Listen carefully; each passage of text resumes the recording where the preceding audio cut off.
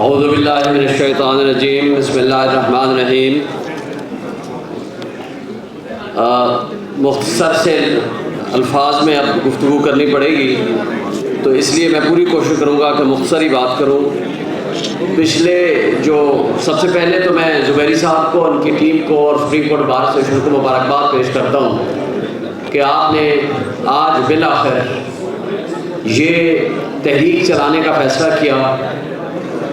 اور آل Pakistan lawyers convention جو اس سے پہلے بھی رکھا تھا اور اب دوبارہ اس کی تجدید کے لیے to protect, defend and preserve the constitution, rule of law and human rights کے حوالے سے آپ نے یہ آج جو کانفرنس رکھی ہے، یہ کنونشن رکھا ہے، میں آپ کو مبارکباد پیش کرتا ہوں۔ میرے دوستوں، جب آئین زندہ تھا تو ایک دفعہ مجھے یاد ہے کہ حامد میر صاحب کے شو میں بیٹھا تھا تو مجھے کہا گیا کہ الیکشن نہیں ہو رہے، تو میں نے کہا کہ میں ایز پریزیڈنٹ اسلام آباد ہائی کورٹ بار ایسوسیشن سب سے پہلے پٹیشن فائل کروں گا، اور آپ کو میں یہ مخاطب دیتا ہوں کہ 90 ڈیز میں ہر حال میں الیکشن ہوگا، ہمارے ملک کا آئین ہے۔ پھر انہوں نے کہا چلے دیکھ لیتے ہیں۔ پھر ہم نے اس آئین کی عملداری کے لیے، زبیری صاحب میرے وکیل تھے، ہم نے پٹیشن فائل کی، اور اس کا اتفاق سے یکم مارچ کو فیصلہ بھی آ گیا۔ ہم نے کہا دیکھا، ہم نے فیصلہ لے لیا، تو ہمیں کہا گیا پھر بھی الیکشن نہیں ہوں گے۔ پھر پتہ چلا کہ الیکشن کمیشن آف پاکستان نے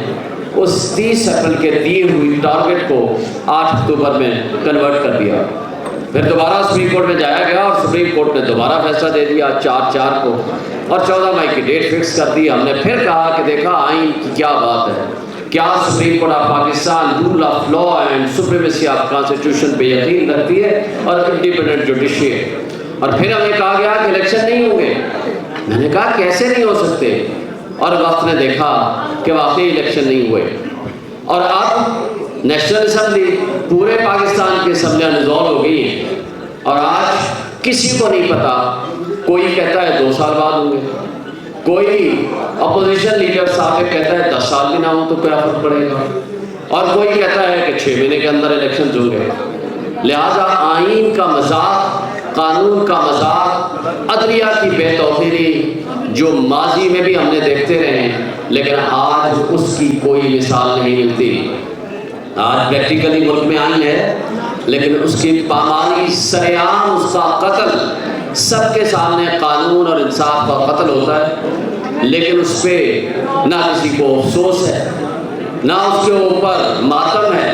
نہ اس کے اوپر عدلیہ اپنے فیصلے کر رہی ہے۔ اور افسوس سے کہنا پڑتا ہے کہ اس وقت جو ایک سپر پاور ہے راولپنڈی میں، جس کا نام اسٹیبلشمنٹ ہے، اور تمام مقتدر طبقے، حلقے، ادارے، لا انفورسمنٹ ایجنسیز اور ہمارے کچھ جج صاحبان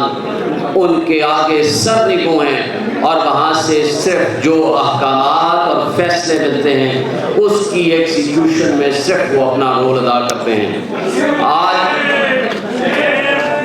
آج میرے دوستوں نے اس سے پہلے کہہ دیا، 10 دفعہ عدالتیں ضمانتیں دیتی ہیں، لیکن عدالتیں یہ کہنے پہ مجبور ہوتی ہیں کہ آپ نے اگر واقعی رہائی چاہیے تو آپ ایک پریس کانفرنس کیجئے اور باہر آ جائیے۔ اور کتنی بدقسمتی کی بات ہے، ماضی کی تاریخ 75 سال سے تو یہی ہے کہ ہمارے ملک کی اسٹیبلشمنٹ ٹیسٹ ٹیوب سے بنے ہوئے سیاستدان اور ہمارے اس وقت کی جوڈیشری جو کہ اس کا تسلسل آج تک جاری ہے، انہوں نے پاکستان کو جو کھلواڑ کیا، آج جس انجام پہ پہنچا دیا، آج صرف 2 طبقے ہیں۔ ایک طبقہ ہے جس کا نام اشرافیہ ہے، اس کو آپ 3%، 4%، 5% کہہ سکتے ہیں، اور دوسری عوام ہے جس میں آپ اور میں ہیں، وہ فیصلے بھی وہ کرتے ہیں۔ اور پاکستان میں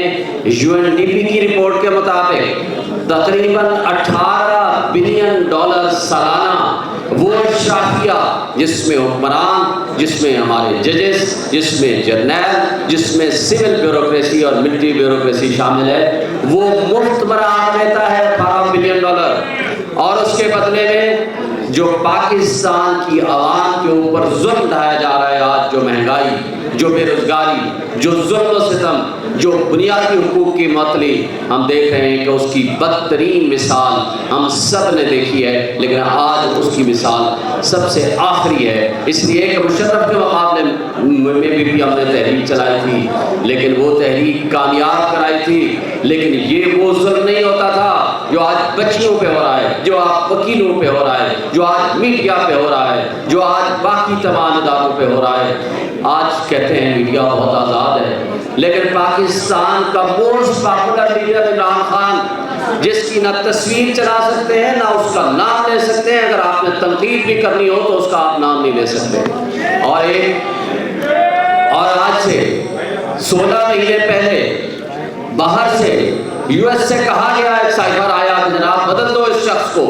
بدل دیا گیا، اور ہماری اسٹیبلشمنٹ اور ہمارے اس وقت کے جماعتیں سیاسی، انہوں نے اس میں ہینڈلرز کا رول ادا کیا۔ وہاں آج انٹرسیپٹ کی اس کنٹینٹس لیک ہونے کے بعد آج وہاں ان سے سوال کیا جا رہا ہے کہ اس پہ انکوائری کرو کہ آپ نے پاکستان کی سالمیت کے اوپر کیوں اٹیک کیا۔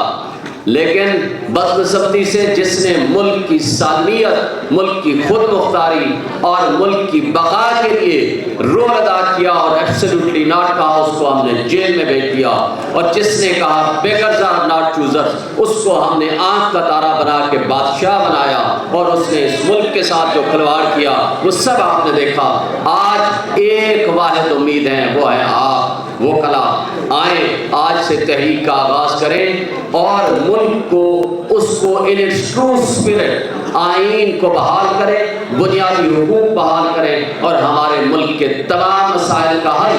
اسی میں ہے کہ ہم آئین کے تابع رہ کر تمام لوگوں کو ان کے حقوق دلائیں، اور اس آئین کے تابع 90 ڈیز میں الیکشن ہوں، اور جس کو عوام چاہتی ہے اس کو اقتدار میں۔ Thank you.